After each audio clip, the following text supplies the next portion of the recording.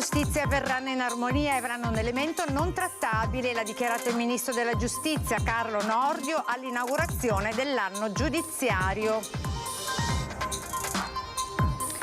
Un'altra spaccata a Marghera, ma questa volta non c'entra la banda dei tombini né quella dell'auto a essere preso di mira un centro estetico, bottino di 600 euro. Caro energia, a nord-est si pagano le bollette più care di luce e gas con aumenti del 118%, lo rivela l'ufficio studi della CGA di Mestre. L'aumento dei prezzi dell'energia elettrica si fa sentire anche sul trasporto pubblico locale, come nel caso del tram di Mestre, i cui costi sono triplicati. Aumentano gli accessi al pronto soccorso nella ULSS 4, l'azienda sanitaria ha gestito 2,3 milioni prestazioni ambulatoriali, 110.000 pronto soccorso, 15.500 interventi chirurgici. Le imprese artigiane del Miranese hanno iniziato il 2023 con segnali positivi, gli stessi con cui si era concluso il 2022. Laura Pausini canterà per la prima volta a San Marco, a Venezia, il 30 giugno e il 1 luglio. L'annuncio ha già mandato tutti in fibrillazione. Il concerto sarà per circa 5.000 posti a sedere. Buonasera e bentrovati in diretta con l'informazione veneziana dei notiziari di Antenna 3. L'avete sentito dai titoli questa mattina in tribunale a Rialto, a Venezia, l'inaugurazione dell'anno giudiziario alla presenza dei ministri della giustizia Nordio e alle riforme istituzionali Casellati. Una cerimonia che si è tenuta per l'occasione per il Guardasigilli per sgombrare il campo delle polemiche degli ultimi giorni sulla riforma della giustizia, ma anche per accogliere l'accorato appello dei tribunali del Veneto, gravati, come noto, da carenze che stanno bloccando la macchina della giustizia. È assolutamente impensabile che io possa anche solo immaginare un vulnus alla indipendenza e all'autonomia della magistratura, che per me sono un elemento sacrale. Sgombra il campo dalle polemiche che negli ultimi giorni hanno caratterizzato la giustizia italiana. Il ministro Carlo Nordio nella sua prima inaugurazione dell'anno giudiziario da Guardasigilli, proprio in quel tribunale che l'ha visto al lavoro come PM per 40 anni. Naturalmente noi proporremo delle riforme perché fa parte del nostro programma che ci è stato affidato dai cittadini con le elezioni, ma contiamo di farlo, come ho detto davanti al signor Presidente della Repubblica, con il contributo e con l'aiuto dell'Accademia, della magistratura e dell'avvocatura. Ma ci sono delle contraddizioni che devono essere risolte, prosegue il ministro, riferendosi al codice penale del 1930 firmato da Mussolini e a quello di procedura penale firmato da Giuliano Vassalli, eroe della Resistenza, modificato e demolito più volte anche dalla Corte Costituzionale. Questi due pilastri della giustizia penale vanno armonizzati tra di loro nell'ambito ovviamente del quadro costituzionale. Nel suo intervento in aula il ministro procede a braccio accogliendo l'accorata richiesta del presidente della Corte d'Appello Citterio circa la situazione di drammatica carenza di personale, specie amministrativo, nei tribunali del Veneto ed assicura il suo impegno per risolvere dal punto di vista normativo e pratico il problema. Venezia poi non è l'unica. La mia Treviso, che oggi è qui degnamente rappresentata dal mio collega, è una sofferenza per certi aspetti ancora maggiore. Mi si dice che le denunce alla Procura della Repubblica vengono raccolte con grandissime difficoltà e qualche volta addirittura vengono rinviate per un tempo intollerabile. Intanto lunedì verrà presentato alla presenza del Presidente della Repubblica il progetto di giustizia di prossimità che consentirà a 7.000 uffici periferici di costruire un anello di congiunzione tra cittadini e varie amministrazioni, compresa la giustizia.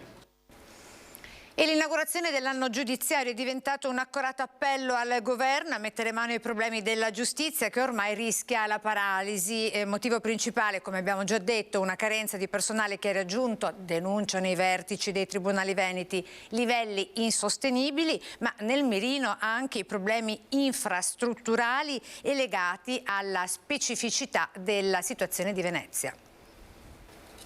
Noi non possiamo andare avanti in queste condizioni. Per esempio, per il personale amministrativo noi siamo arrivati all'osso. In che senso? Che se uno solo dei funzionari, dei direttori, se ne va per qualsiasi ragione, noi non sappiamo come provvedere, il servizio si ferma. Le enormi difficoltà nelle quali si trova la macchina della giustizia del Veneto sono denunciate da tempo, così come i dati sul quadro desolante della carenza di organico. Eppure sentire il grido d'allarme del presidente della Corte d'Appello Carlo Citterio nell'ufficialità dell'inaugurazione dell'anno giudiziario fa davvero preoccupare sulla tenuta dell'intero sistema, ed il presidente non gira intorno nemmeno nell'indicare le responsabilità. Ognuno deve fare la propria parte e la ricerca, la messa a disposizione delle risorse di uomini e strumenti compete ad altri. Tutti noi, magistrati e personale dei vari uffici, faremo comunque sempre la nostra parte, perché abbiamo amore per la giustizia. Appello raccolto dal guardasigilli, ma anche dall'altro ministro veneto presente, la padovana Maria Elisabetta Alberti Casellati. Noi lavoreremo in questa direzione per migliorare non l'efficienza, perché abbiamo visto che i nostri magistrati nonostante tutto hanno risposto, ma quantomeno per agevolare un lavoro che già di per sé è un lavoro difficile e vitale per tutti i cittadini. Adesso la cronaca ci porta a Marghera con l'ennesima spaccata, ma questa volta non c'entra la banda del Tombino, a essere preso di mira un centro estetico. 600 euro e una lampada professionale per l'extension delle ciglia. È questo il bottino della spaccata avvenuta giovedì notte allo studio Extension Ciglia Lesce in via Mutilati del Lavoro a Marghera. Questa volta niente tombino, né la vetrina sfondata con l'auto. I ladri hanno agito alla vecchia maniera, forzando la serratura del portoncino d'ingresso con un cacciavite, mandando in frantumi anche il vetro d'entrata che a quel punto ha ceduto. La giovane titolare, che ha preferito non essere ripresa dalle telecamere, ha raccontato di essere arrivata al negozio venerdì mattina trovando l'amara sorpresa. «Sono qui da 6 anni», ha aggiunto, «e non mi era mai accaduta una cosa simile». Sul posto sono arrivati poco dopo i carabinieri che hanno effettuato i rilievi. Poi la titolare ha sporto denuncia e sistemato la serratura nel giro di qualche ora. Intanto il 31enne denunciato dalla polizia a Mestre è stato arrestato a Pordenone e sulla banda dell'automedica della Croce Rossa le indagini stanno proseguendo, mentre 2 persone sono state denunciate a Quartodaltino. Adesso a San Donà di Piave, dove la polizia locale ha fermato 2 stranieri di 40 e 30 anni originari della Repubblica Ceca che avevano tentato di sottrarre gli effetti personali in 2 auto in sosta non chiuse a chiave dopo aver tentato di aprirne altre. I ladri sono stati visti da 2 residenti di via Torcello mentre aprivano lo sportello dell'auto di una vicina di casa, così hanno gridato riuscendo a metterli in fuga. Grazie alla descrizione gli agenti di polizia locale li hanno trovati poco dopo, scoprendo che il 26 gennaio scorso avevano anche rubato un'auto a Udine. Sono stati denunciati per concorso in ricettazione, oltre che per porto abusivo di un coltello che l'uomo teneva in tasca, mentre il giubbino e il veicolo rubati sono stati restituiti ai legittimi proprietari. Interrogatorio di garanzia questa mattina per Mauro Cazzaro, titolare del gruppo edile che ha realizzato il bosco verticale in Restera, indagato nell'ambito dell'inchiesta sulla casa di riposo di Santa Maria di Sala. Così come l'ex sindaco di Santa Maria di Sala, Nicola Fragomeni, anche il costruttore di 3 baseleghe Mauro Cazzaro ha scelto questa mattina di avvalersi della facoltà di non rispondere alle domande del giudice per le indagini preliminari davanti al quale è comparso per l'interrogatorio di garanzia. Comprensibile la linea scelta dai difensori degli indagati nell'ambito dell'inchiesta sulle presunte tangenti per la costruzione della casa di riposo di Santa Maria di Sala. Troppo poco il tempo per leggere le migliaia di pagine relative all'indagine condotta dalla Procura di Venezia. Più prudente è rimanere in silenzio e studiare gli incartamenti e le contestazioni che contengono rispetto a ciascuno dei 6 arrestati. Cazzaro, difeso dall'avvocato trevigiano Umberto Saracco, si trova attualmente agli arresti domiciliari. Solo nelle prossime ore si conosceranno eventuali modifiche della misura cautelare a suo carico. Caro energia, a nord-est si pagano le bollette più care di luce e gas con aumenti del 118%, lo rivela l'ufficio studi della CGA di Mestre. Le famiglie e le imprese veneto l'anno scorso hanno pagato 10 miliardi in più di luce e gas. Ora i prezzi sono in calo, ma rimangono ancora molto elevati rispetto all'inizio del 2021. Se le spese per l'energia elettrica sono dunque aumentate del 109,5%, provocando un extra costo pari a 58,9 miliardi, quelle del metano sono cresciute del 126,4%. La stangata ha colpito più le imprese, che hanno pagato 61,4 miliardi in più, che le famiglie, che hanno pagato invece 30 miliardi in più. Secondo quanto rileva la CGA di Mestre, il nord-est è l'area più interessata dagli aumenti. I nuovi aiuti previsti dal governo a partire dal prossimo aprile vanno rivisti e semplificati, soprattutto per le microimprese che fino adesso hanno utilizzato solo la metà dei bonus messi a disposizione. Le regioni più penalizzate sono quelle con maggiori attività economiche come Lombardia, Emilia e Veneto. A seguito dei rincari dei prodotti energetici, non tutti però ci hanno rimesso. Molte aziende nel 2022 hanno registrato un aumento di ricavi spaventoso. Ad aumentare non soltanto le bollette ma pure il tram in terraferma. I costi sono infatti triplicati, lo rivela l'assessore di comparto Renato Boraso. L'aumento esponenziale dei costi dell'energia elettrica con cui tutte le famiglie sono alle prese si fa sentire anche sulle aziende fortemente energivore e perfino sui costi del trasporto pubblico locale. Pensiamo ad esempio al tram di Mestre, che funziona proprio grazie all'energia elettrica, i cui costi sono passati da 6.000 euro al giorno a quasi 18.000 euro al giorno. Le parole dell'assessore comunale dei trasporti Renato Boraso. Non solo le famiglie, ma purtroppo anche i mezzi pubblici soffrono dai caro bollette. Pensate che per il tram di Mestre, che costava 6.000 euro al giorno di energia elettrica, oggi con il caro bollette siamo arrivati a quasi 18.000 euro al giorno. La situazione ovviamente appare insostenibile in tutta Italia, però anche i comuni ne soffrono in maniera pesantissima. L'assessore chiede l'intervento del governo per risolvere un problema nazionale, prendendo spunto dalla Germania. Si ponga un limite sul costo dei kilowattora. La Germania lo ha fatto dal 1° gennaio. Lanciamo un appello alle nostre famiglie, agli enti pubblici, alle aziende che non ce la fanno più. Il governo italiano deve decidere qualcosa di concreto. Il costo del kilowattora per famiglie, per aziende, per enti pubblici deve scendere, ma scendere in maniera seria, come ha fatto la Germania ed altri paesi europei. Sanità non è stato un anno a pieno ritmo per i servizi ordinari della ULSS 4 del Veneto orientale a causa della pandemia, ma nonostante questo, ha spiegato il direttore generale Filippi, posso affermare che l'azienda con i suoi 2.500 dipendenti ha comunque svolto un grande lavoro. Il fronte più caldo si conferma quello relativo alle strutture di emergenza-urgenza, ossia i pronto soccorso ospedalieri, i punti di primo intervento del litorale, dove sono stati registrati più di 110.000 accessi, con un incremento di quasi 15.000 rispetto al 2021. A svolgere la maggiore attività è stato il pronto soccorso di San Donà di Piave, seguito da quello di Portogruaro e di Jesolo. Sul litorale il punto di primo intervento di Bibbione ha raggiunto quota 6.251 accessi, seguito da quello di Cavallino Treporti e da quello di Caorle. Parliamo adesso della Kermesse che si aprirà ufficialmente il 4 febbraio, stiamo parlando del Carnevale naturalmente di Venezia, che sarà il momento della ripartenza della città. Dopo l'ottimo semestre che ha concluso il 2022, il 2023 ha ottime prospettive per il turismo trainato dai grandi eventi come appunto il Carnevale.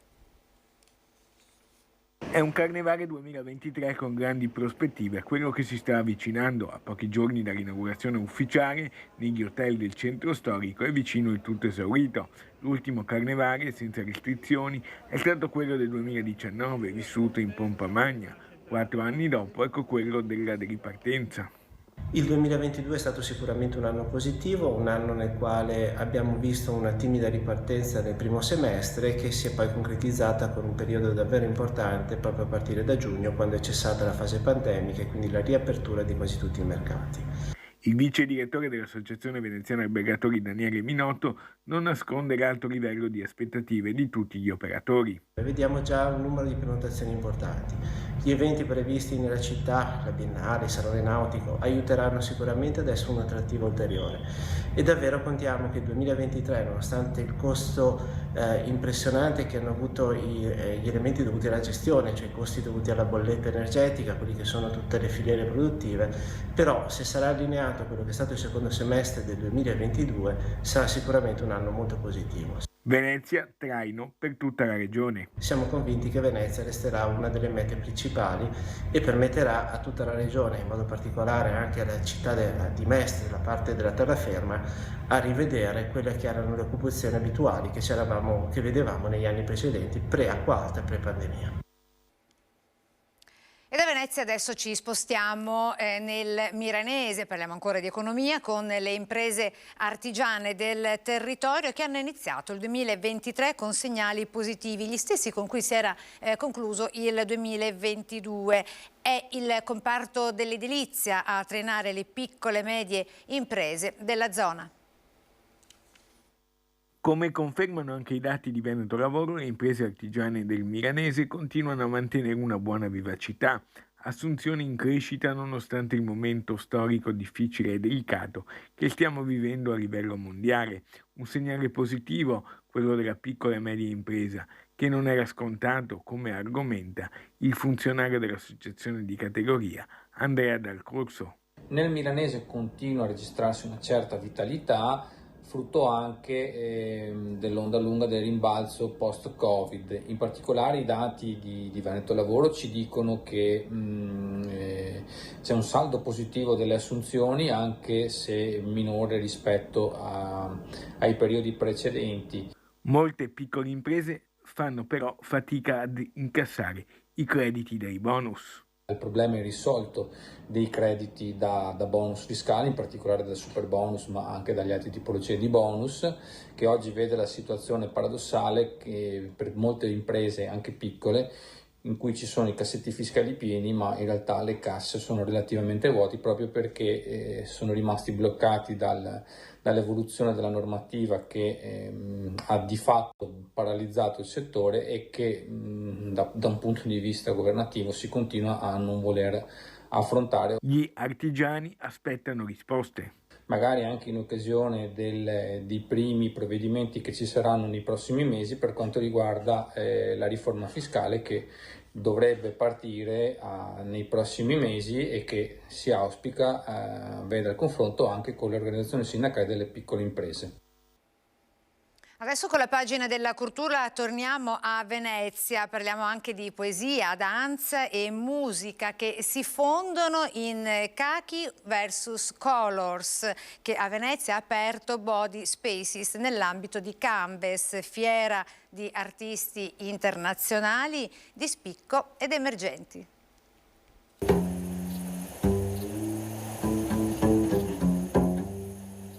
Si intitola Khaki vs Colors, il khaki che qui simboleggia il verde militare contro tutti gli altri colori. È la performance creata dalla coreografa e ballerina Marianna Sfiridi e dal musicista e compositore Avgostinos Michalopoulos Stathopoulos, entrambi greci, che a Venezia hanno aperto Body Spaces nell'ambito di Canvas, fiera di artisti internazionali di spicco ed emergenti, dalla pittura alla scultura, dalla videoarte alla performance dal vivo. It's a choreographic piece that we started during the lockdown, actually. Il progetto è partito durante il lockdown e prende spunto da I Have No Problem, un'opera dal profondo significato politico del poeta palestinese Mourid Barghouti. Io ho curato la coreografia con elementi capoeira, arti marziali, danza contemporanea e improvvisazione. Quella di Venezia segue 2 performance che si erano tenute ad Atene e Rodi. La prossima tappa invece sarà a Londra. Ho composto una musica che ricalca elementi o combinazioni di elementi melodici, armonici e ritmici basati sulla voce del poeta Murit Barghouti. È stato bello, abbiamo incontrato molti artisti, è stato interessante vedere i loro lavori, scambiare opinioni. La reazione del pubblico? Ottima, davvero una bella serata.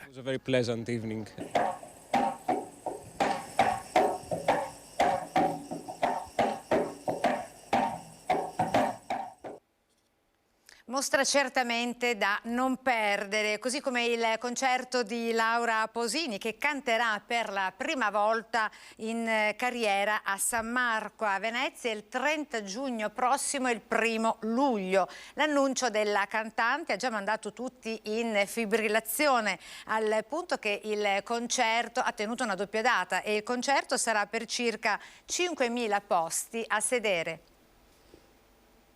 L'annuncio, attraverso i suoi canali social dato ieri, ha fatto il giro del mondo. Laura Pausini, una delle cantanti e artiste più amate e conosciute al mondo, sarà in concerto il 30 giugno prossimo a Venezia in Piazza San Marco, anteprima del suo tour mondiale.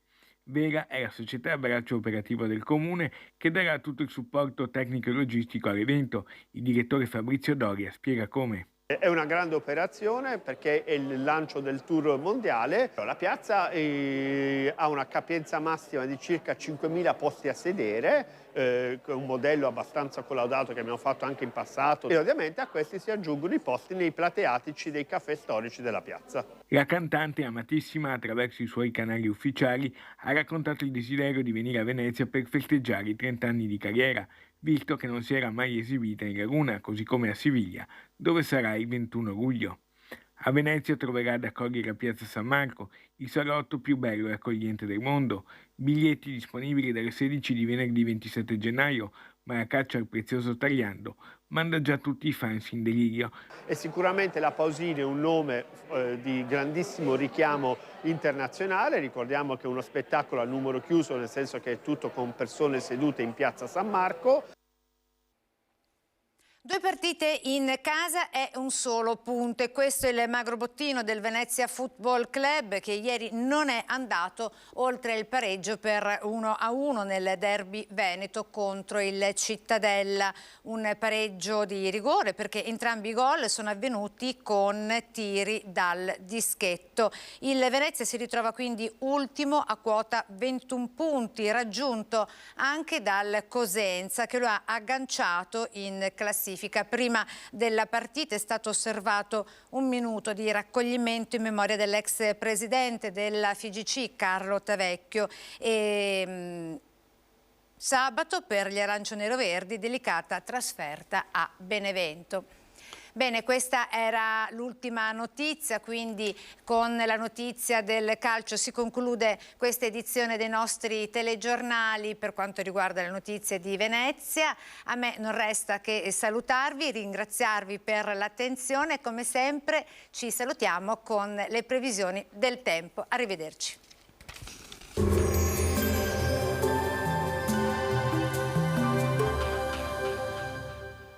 Rizzardo SRL. Da oltre 40 anni sul territorio con professionalità, serietà e un team competente e qualificato al servizio del cliente per ogni aspetto del fine vita dell'autoveicolo. Bentrovati al meteo. Grazie all'alta pressione la giornata di domenica 29 gennaio sarà contraddistinta da generali condizioni di bel tempo. Vediamo insieme il dettaglio.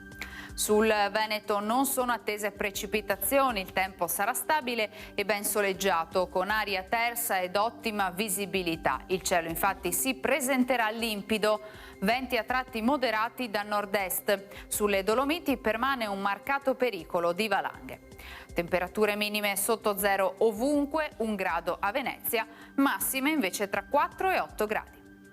Spostiamoci ora sul Friuli Venezia Giulia, anche qui tanto sole con cielo in prevalenza sereno e sarà piuttosto freddo al mattino. Sulla costa e sulle zone orientali della regione soffierà bora moderata. Temperature minime tra -2 e 2 gradi, massime sui 5-7 gradi all'incirca. Infine diamo uno sguardo al Trentino Alto Adige, dove sarà anche in questo caso molto soleggiato con cielo sereno al mattino, poco nuvoloso per il transito di nubi alte nel pomeriggio. Temperature minime sui -3, -4 gradi, massime sui 5-8 gradi all'incirca. Dal meteo per ora è tutto, vi auguro un buon proseguimento in nostra compagnia.